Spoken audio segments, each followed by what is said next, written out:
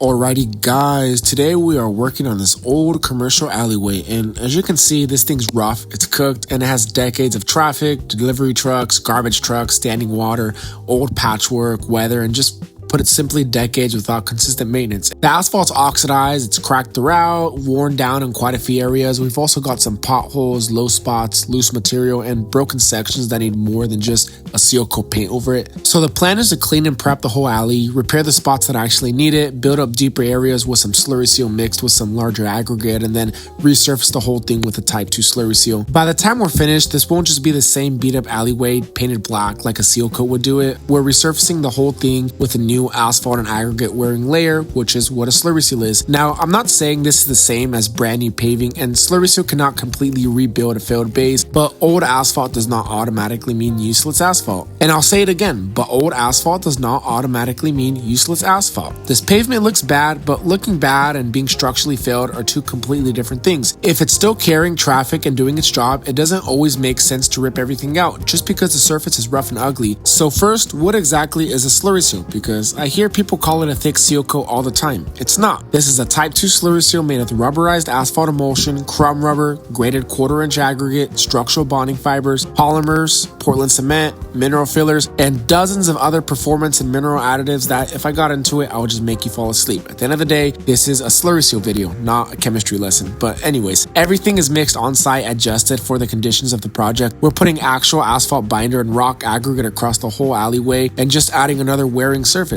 You can see it right there. It has body, it has texture.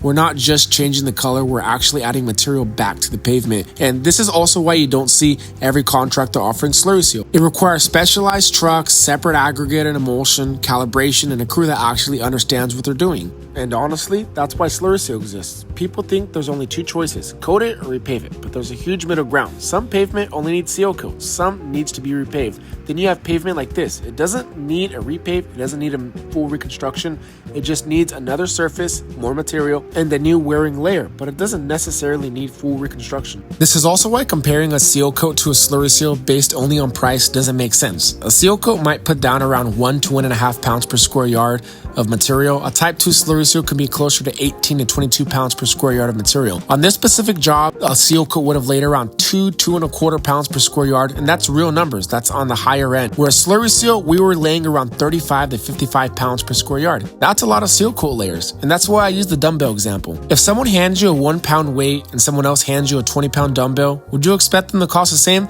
Of course not. So when someone says Sealcoat is half the price, I joke and say, okay, well, ask him how much he charged to Sealcoat it 15 times. Obviously, 15 coats of Sealcoat doesn't magically become Slurry seal, but that's not the point. The point is compare what you're actually buying before you compare the price. It's like comparing paint versus stucco. A paint job is a completely different job from a stucco job. One is actually adding material, whereas the other one is doing nothing except changing the color. When you just paint it, you see all of the imperfections and exactly what was there before, whereas when you stucco it, you're actually adding body to it and covering what was there. You're fixing a lot of the imperfections that are there and giving it a new wearing surface. Now here's probably the biggest difference in how I look at pavement. I don't just look at this year, I look at the next 20 or 30 years. People say, why don't you just repave it? Okay, let's say you do. Let's use simple round numbers and ignore inflation. So say repaving costs about $7 a square foot. You're not done after that. New asphalt still oxidizes, it still cracks, you still have to seal coat it, crack seal it, patch failed areas, and eventually you think about another overlay. Say Sealcoat costs around 20 cents per square foot every 2 years. Over a course of 30 years, that alone could add up another $2 or $3 per square foot. Then add crack repairs, patches, dig outs, and eventually another asphalt overlay. If the asphalt overlay costs another $3 per square foot, that original $7 repaving job can easily turn into $12 or $13 per square foot over the full maintenance cycle. Now compare that with Slurry. Say the existing pavement is still serviceable and Slurry seal costs about 70 cents per square foot. You slurry it now, then again in around 5, 10, 15, 25 years. That's roughly $4.20 per square foot over the next 30 years, using the same price per square foot example. Now you'll still have repairs, cracks can still reflect back through, and no, 6 layers of Slurry are not structurally equivalent to 4 or 5 inches of brand new asphalt. They're not. If the pavement or base is completely failed, paving may absolutely be the right answer. My point is, if the pavement is still doing its job, compare the whole maintenance plan, not just the first invoice. With paving, you spend a lot of money resetting the pavement, and then you immediately have to start another maintenance cycle right away. With Slurry, you repair the areas that are actually failed, resurface what's still serviceable, and keep renewing the wearing layer with more compatible layers. You fix what needs fixing and keep adding asphalt binder and aggregate over time. That's what I mean when I say Slurry Seal stacks layers. It's not magic and it's not permanent. It's just two different ways of looking at a long-term value.